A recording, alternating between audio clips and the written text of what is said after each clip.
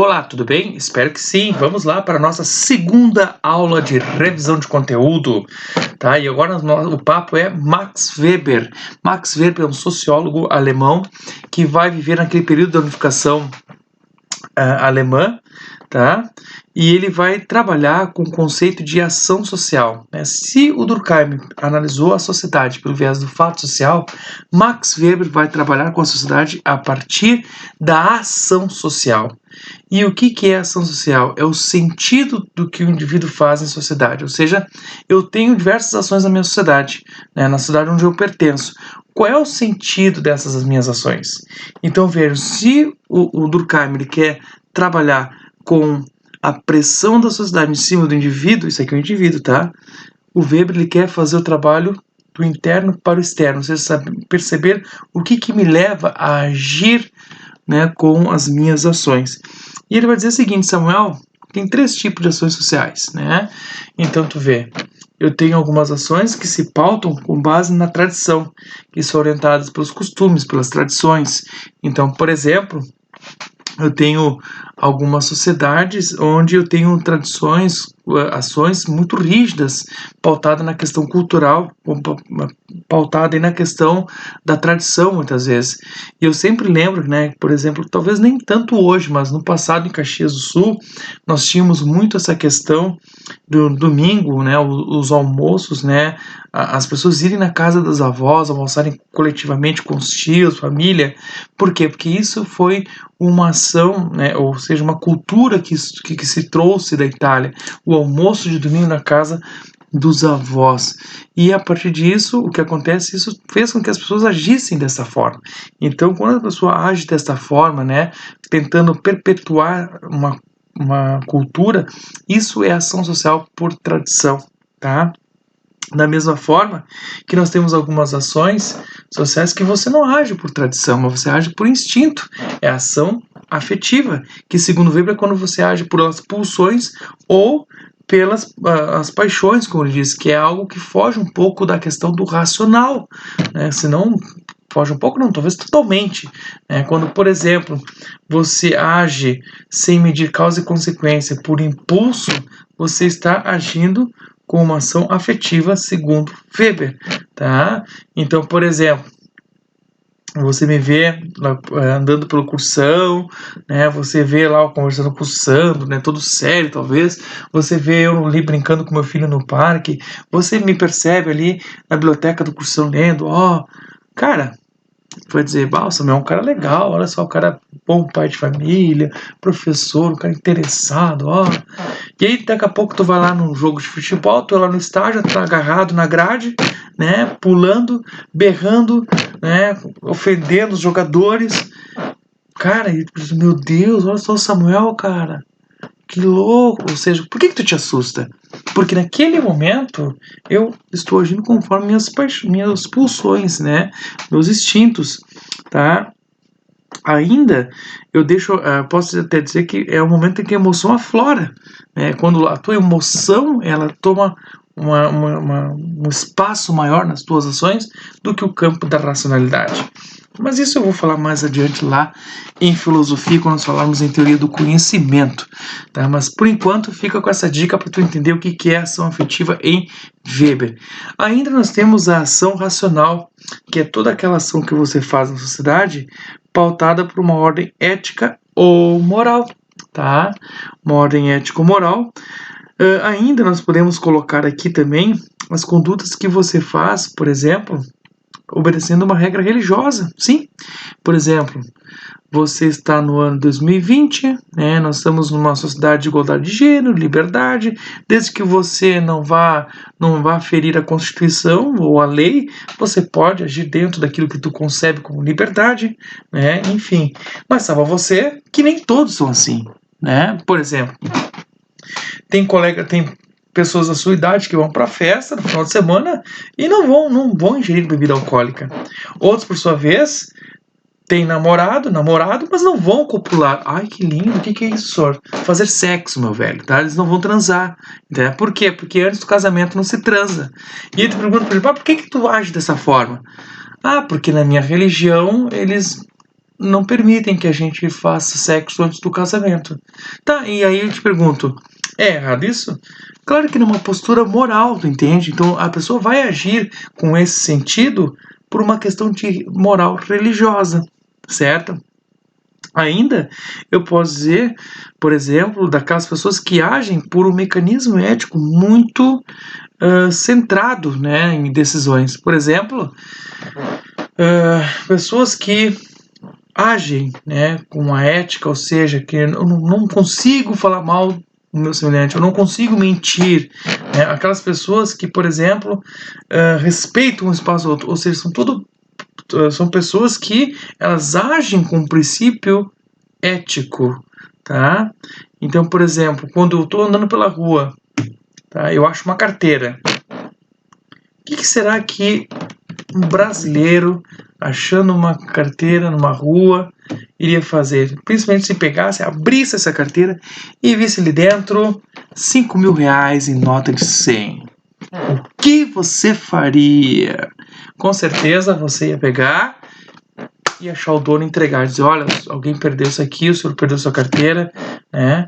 E com certeza alguém ia te parabenizar, se não até te bonificar pelo gesto que você fez, né? Porque são raras as pessoas que fazem esse tipo de postura. Agora, quando você pegou a carteira, levou para lá o seu dono e entregou a carteira e todo o dinheiro em mão, você agiu, você fez uma ação social, né? Você teve uma ação. O que motivou essa ação? A ética. Caso contrário, você nem iria atrás do dono, ou talvez se fosse atrás, não levaria para ele o dinheiro. Gurizadinho, tu vê, né? Como a vida é uma caixinha de surpresas.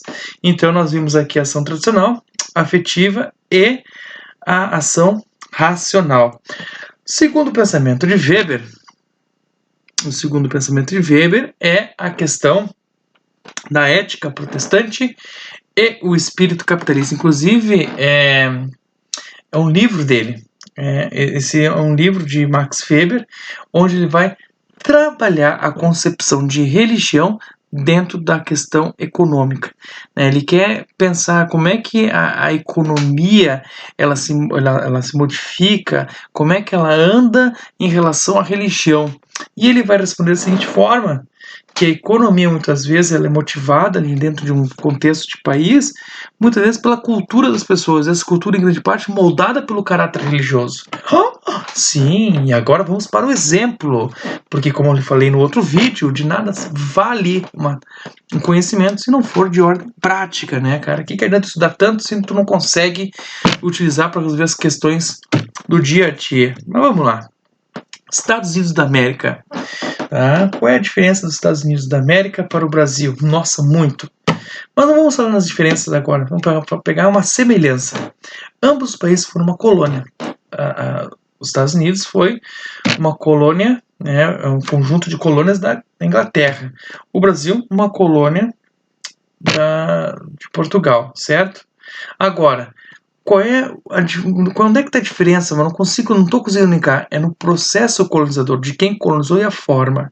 Enquanto para cá, né, ou seja, no Brasil, nós tínhamos Portugal, que era o país mais religioso da Europa. Tá? Dom João VI era um cara, por exemplo, que não fazia nada sem antes consultar a igreja. Tá? Ele era uma pessoa extremamente assim, fiel aos princípios do catolicismo. Então, o que acontece? Nós temos o catolicismo muito forte no Brasil. E qual é a premissa do catolicismo? A condenação do lucro. Não te esquece, tá?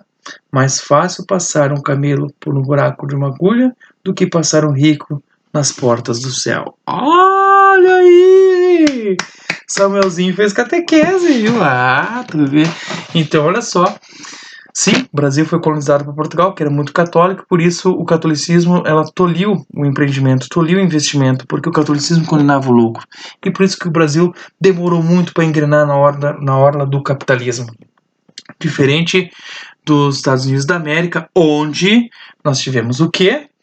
um investimento muito grande. As pessoas que foram para os Estados Unidos, eles eram protestantes, quakers, que foram para lá não só em busca de exploração, como fizeram no Brasil os colonos. Não, na Inglaterra, nos 13 colônias, chegaram para buscar um lar, construir uma nação, porque estavam fugindo de perseguições religiosas. E é pautado na ética, na rígida ética protestante de trabalho e oração, pautado na política de investimento e pautado na poupança, na economia, é que eles vão começar a ter uma rentabilidade cada vez maior. Trabalha, ganha dinheiro, investe. Trabalha, ganha dinheiro, investe. Não vão gastar o dinheiro com coisas ociosas ou coisas que não tenham sentido. Ou seja, isso vai fazer com que os Estados Unidos gradativamente ganhem destaque além do Brasil. E isso, essa relação entre religião e economia está lá no livro A Ética Protestante e o Espírito do Capitalismo. Depois nós temos as formas de dominação. Weber diz que o Estado é o único que tem o poder legítimo, né? Ou seja, o Estado ele pode agir da maneira como ele quiser, certo? E ele tem a legitimidade do poder. E aí, dentro dessa questão do poder, ele fala das formas de dominação. Quais são as formas de dominação que o Estado se utiliza? Então, nós temos a dominação tradicional, que é quando você exerce poder por uma questão de tradição.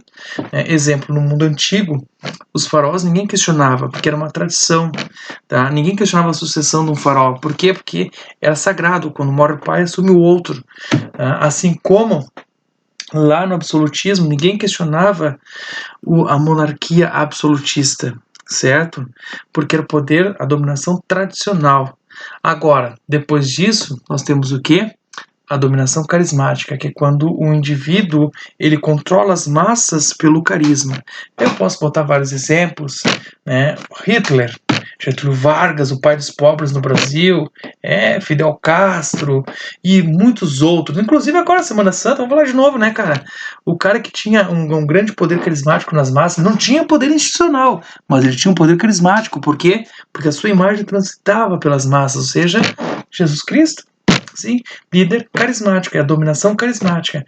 E por último, nós temos aí a dominação racional legal ou dominação legal, que é quando o poder é exercido com base no que quer a lei, com base no que diz a lei. Ou seja, eu tenho uma limitação na forma como eu ajo na sociedade, eu vou interferir com a sociedade, ou melhor, interagir. Um juiz, um delegado, o prefeito, o presidente, todo mundo tem regras para serem seguidas, sejam regras legais dentro da esfera profissional, dentro da esfera pessoal. Por exemplo, um pai não pode punir o filho assim da maneira como ele bem entende. Por quê? Porque se ele abusar, o Conselho Tutelar vai trazer. O que é o Conselho Tutelar? Senão o braço do Estado para garantir a proteção legal daquela criança. Então tu vê, né? Todo mundo está aí hoje dentro da dominação racional legal. Essa é a forma predominante hoje no mundo. Porque em todos os países nós temos a lei, que é o elemento que regula aí, faz esse mecanismo de controle da sociedade. Então, esse foi o vídeo de Max Weber.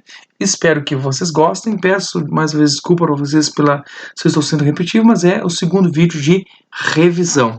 Certo, gente? Pintou dúvidas? Eu gostaria que vocês comentassem no vídeo, tá? Assim, comentassem o vídeo, o que vocês achavam, se vocês estão entendendo. Eu só tô falando um pouquinho rápido porque se trata de um vídeo de revisão, tá? E é muito conteúdo, mas eu vou tentar controlar mais essa questão da velocidade e essa luz aí no fundo que eu não tô conseguindo tirar aqui, eu ainda tô aprendendo a mexer no YouTube, tá, minha gente? Mas obrigado por tudo, beijo e não sai de casa, deixa que nós vamos até você. Somos o Cursão.